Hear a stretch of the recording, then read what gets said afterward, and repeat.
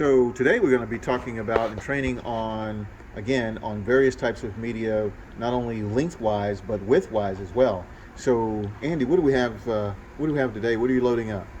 These are the PLK 0670T tags. And what is the That's dimension of that's a those? 7 inch wide by 5/8 inch. Well, 7 inch long by 5/8 inch wide. Okay.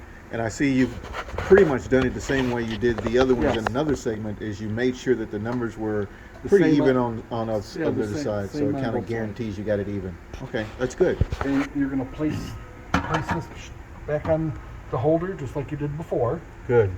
And you take your tags, go underneath the bar, and bring them through the front of the printer. Ah, okay, good. And you adjust your guides like you did before so that they're fairly close but not too tight. Okay, and you show us that. And it's the same thing again. You bring your sensor over so it lines up within the notch. Okay, all right. Let me get a close up of that. So as you can see, the arrow is pretty much right in the center of that, the length of that notch. So that makes it perfect. So if it moves any, you still got enough of that notch in order for it to keep track. Okay, good. Okay, then you bring your tags forward so the first one's on the roller.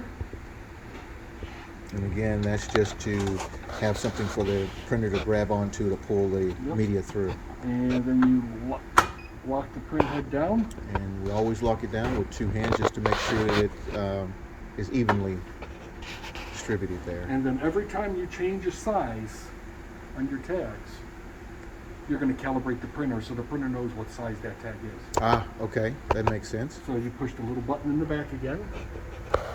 Push it. And we'll show you what it does again. The light will start flashing and the tags will feed out.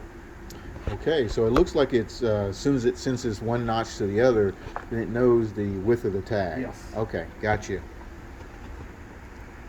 All right, and that kind of wraps it up for loading our 7-inch tags as we did with our 9-inch.